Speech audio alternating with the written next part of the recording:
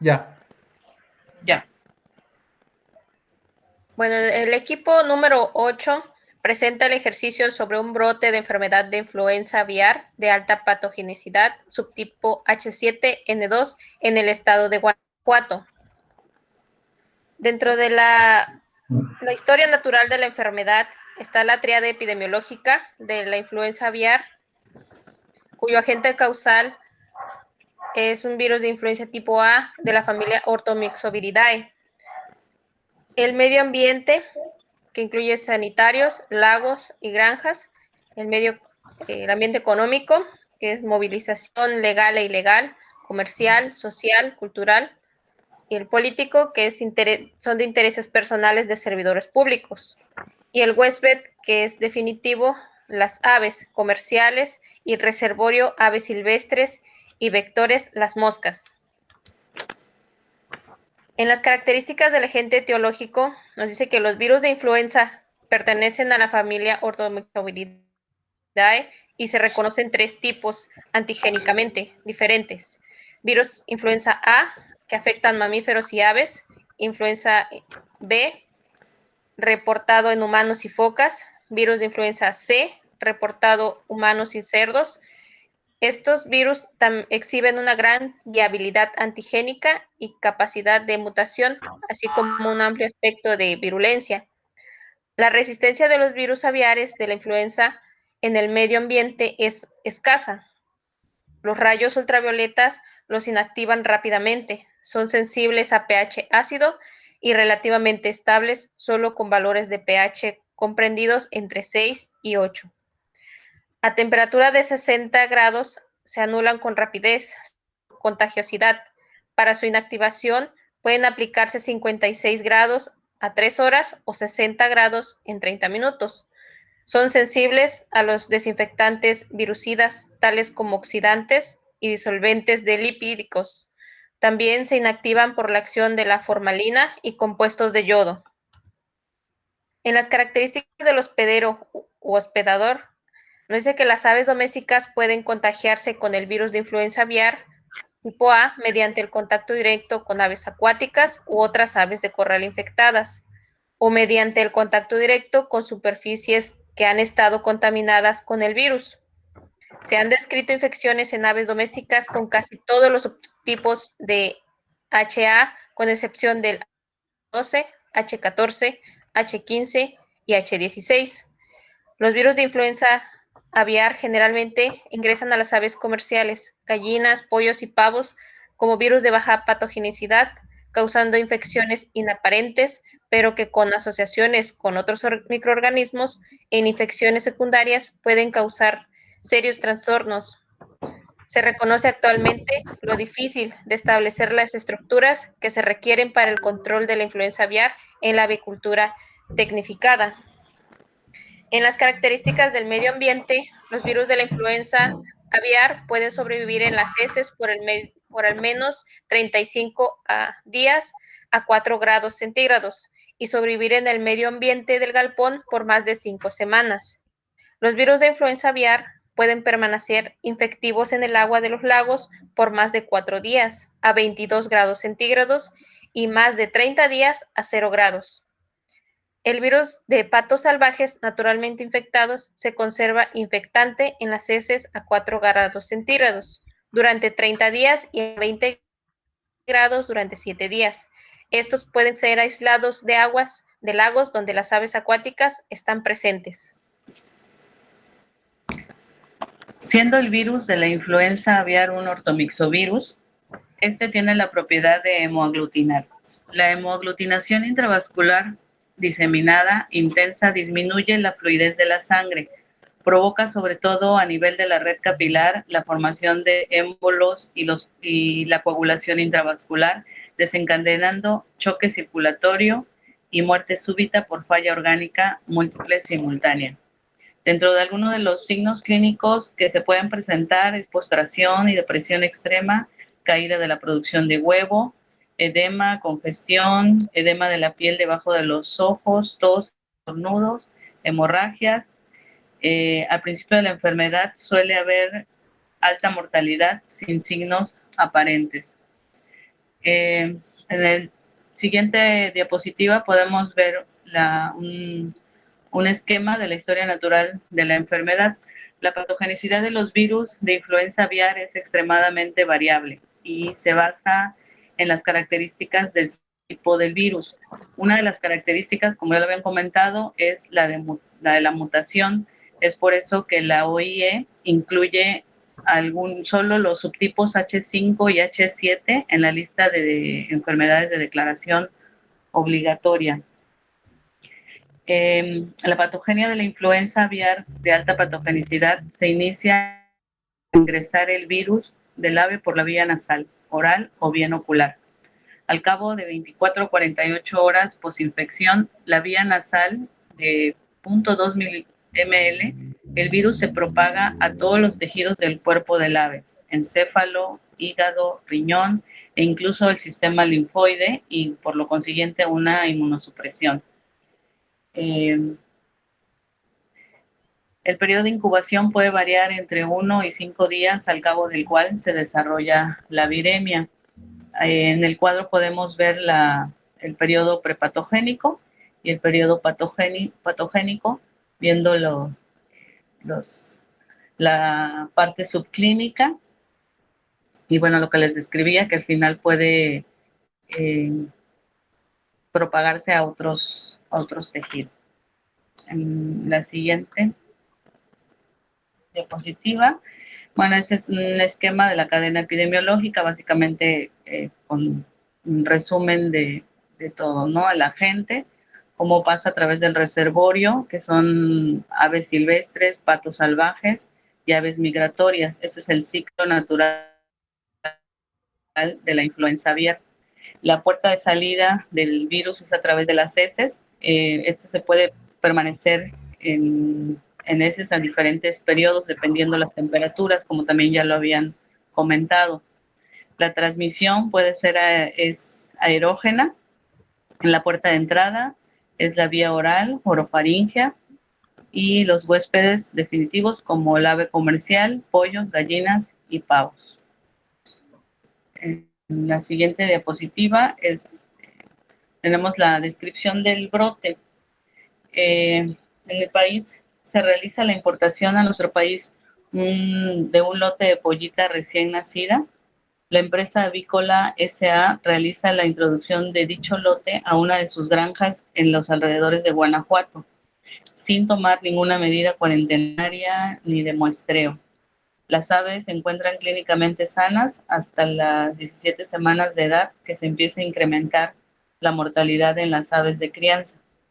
La empresa decide realizar muestreos de esa granja y 2 granjas más de su propiedad localizadas en Celaya y en San Miguel de Allende.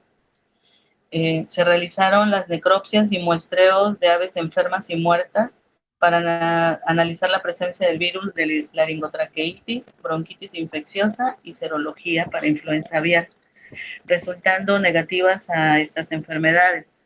48 horas después se realiza la notificación a Senacica, quien después de 12 horas hace la cuarentena y el muestreo. Se obtiene un resultado positivo PCR subtipo H7. Se confirma virus de influenza aviar de alta patogenicidad subtipo H7N2. Se realiza un muestreo perifocal identificando 3 granjas de postura comercial afectadas y un predio de traspatio en Guanajuato. Finalmente, en 3 días de espera de resultados se confirma la diseminación de la patogenicidad del agente infeccioso.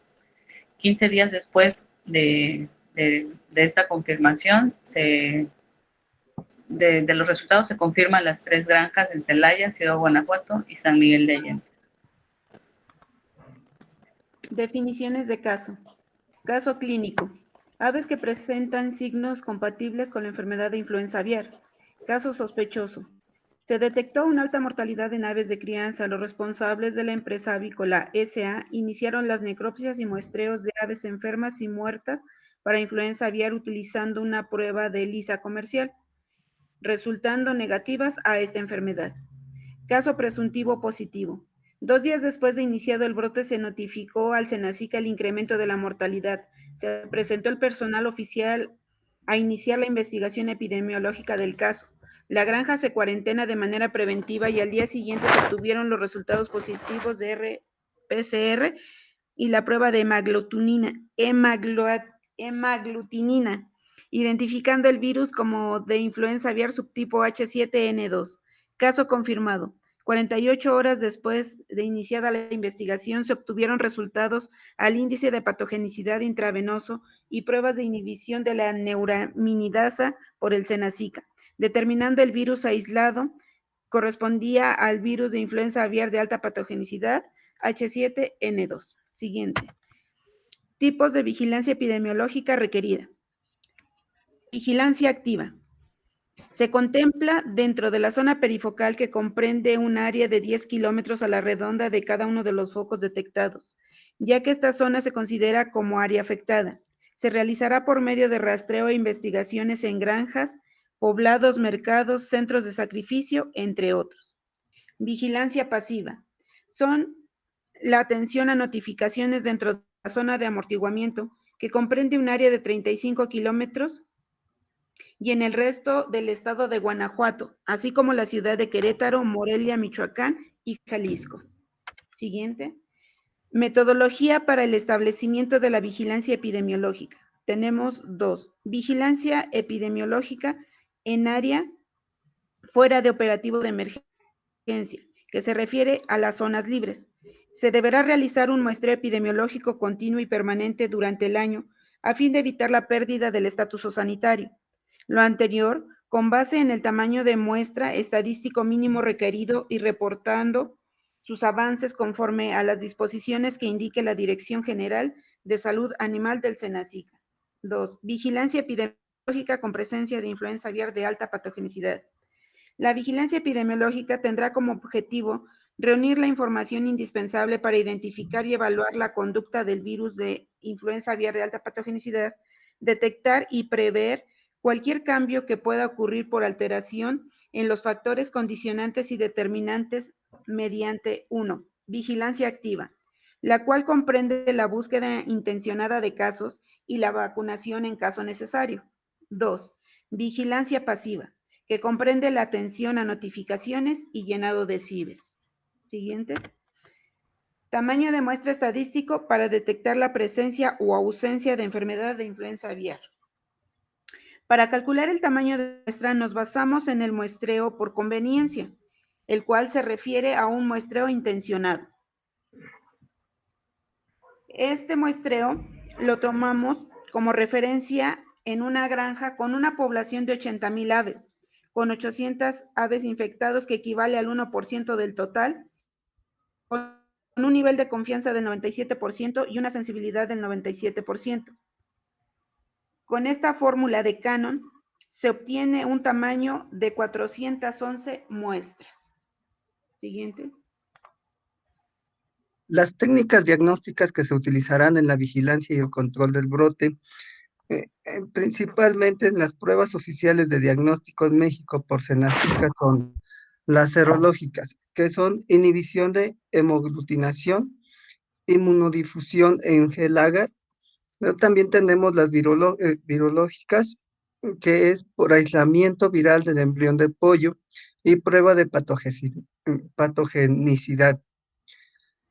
Por último, tenemos las moleculares, que esta es la RT-PCR, que es la transcriptasa, reacción de cadena de polimerasa y secuenciación. En descripción de tipo de muestras requerido para el diagnóstico de vigilancia epidemiológica y procedimientos para su toma y envío, encontramos en las aves vivas, que deben recolectarse sueros, hisopos traqueales o croacales. En las aves muestras, toma de muestras de órganos que son principalmente tráquea, pulmón y vaso.